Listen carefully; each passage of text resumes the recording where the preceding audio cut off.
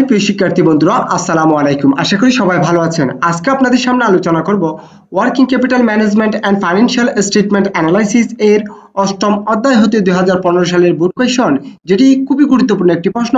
আমার অনলাইন ক্লাসগুলো সবার আগে পাওয়ার জন্য আমার চ্যানেলকে সাবস্ক্রাইব করুন, লাইক করুন, বেশি বেশি শেয়ার করুন। Let's go.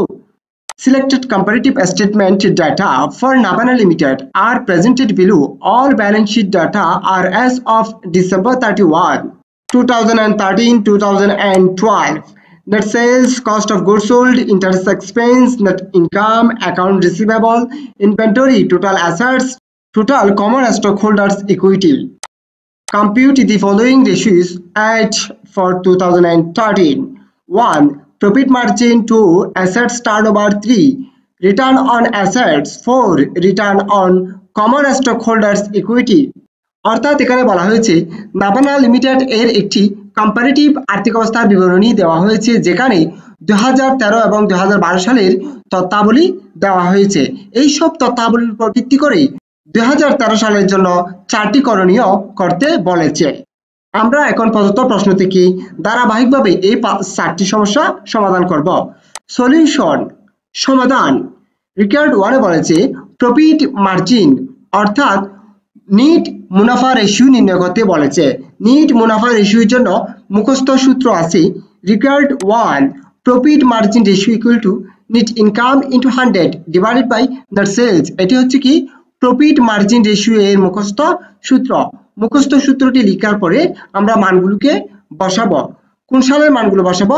2013 সালের, কারণ আমাকে 2013 সালের গণনাগুলো করতে বলেছে। 2013 সালের নিট ইনকাম আছে কত টাকা? 50,000 টাকা, যেটি উপরে বসিয়েছি ইনটু সূত্রের 100। নিচে হচ্ছে নেট সেলস।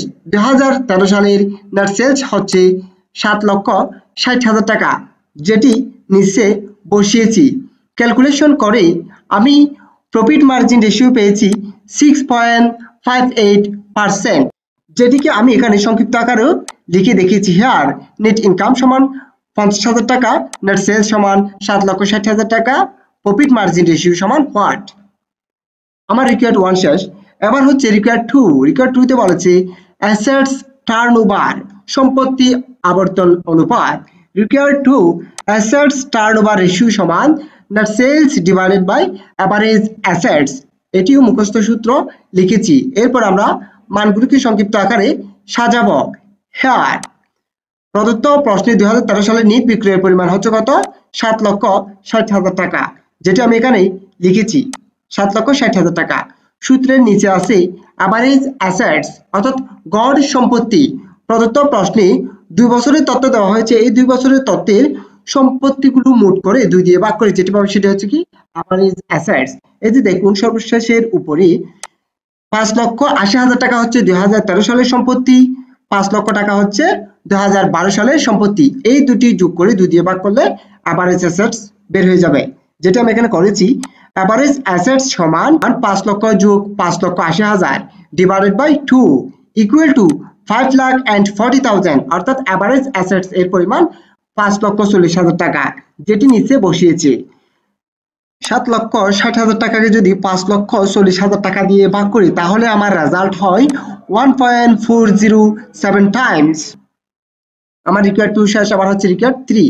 রিকোয়ার্ড 3 তে বলেছে return on assets. Required 3 return on assets ratio সমান net income into 100 divided by average assets. সম্পত্তির উপর আয়ের অনুপাত নির্ণয় করতে বলেছে। এর জন্য একটি মুখস্থ সূত্র আছে কি উপরে হবে নিট ইনকাম, নিচে হবে অ্যাভারেজ অ্যাসেটস, ভাগ করে 100 দিয়ে গুণ করে যেটি পাবে সেটা হচ্ছে কি রিটার্ন অন অ্যাসেটস। এর জন্য আমি এখানে সংক্ষিপ্ত আকারে সাজাচ্ছি। হিয়ার 2013 সালের নিট ইনকামের পরিমাণ হচ্ছে কত? 50,000 টাকা, যেটি লিখেছি। এরপরে নিচে আছে অ্যাভারেজ অ্যাসেটস গড় সম্পত্তি, যেটি আমি রিকোয়ার্ড 2 তে নির্ণয় করেছি। অ্যাভারেজ অ্যাসেটস সমান 5,40,000 টাকা, তাই আমি এখানে লিখেছি অ্যাভারেজ অ্যাসেটস সমান 5,40,000 টাকা। রিটার্ন অন অ্যাসেটস রেশিও সমান হোয়াট। মানগুলো বসিয়েছি এখানে। নিট ইনকাম এর পরিবর্তে 50,000 ইনটু 100, নিচে হচ্ছে অ্যাভারেজ অ্যাসেটস হচ্ছে কত? 5,40,000 টাকা।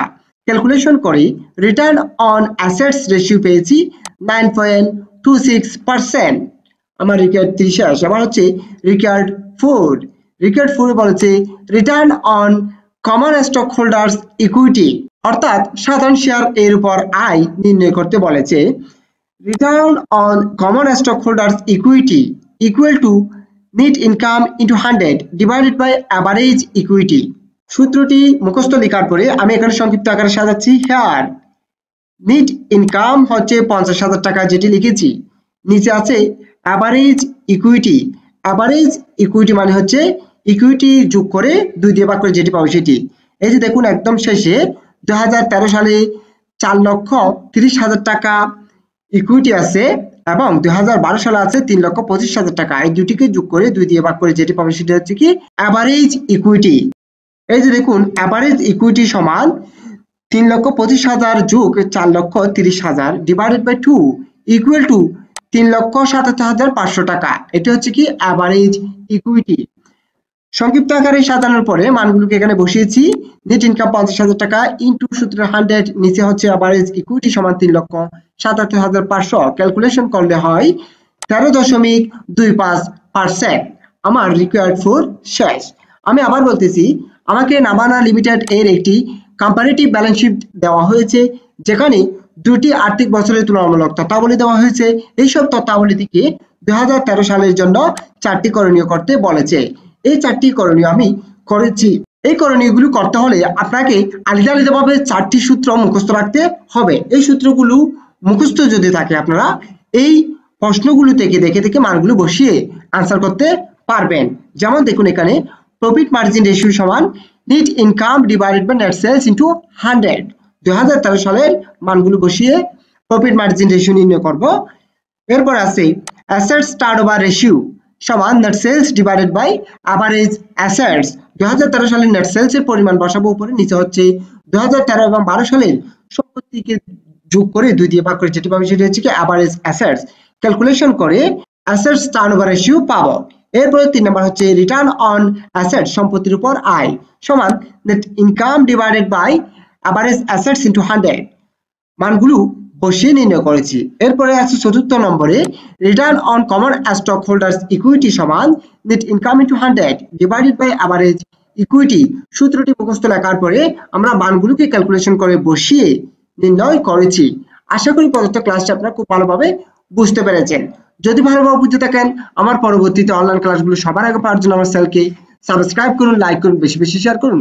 সুস্থ থাকুন, নিরাপদে থাকুন। আসসালামু আলাইকুম।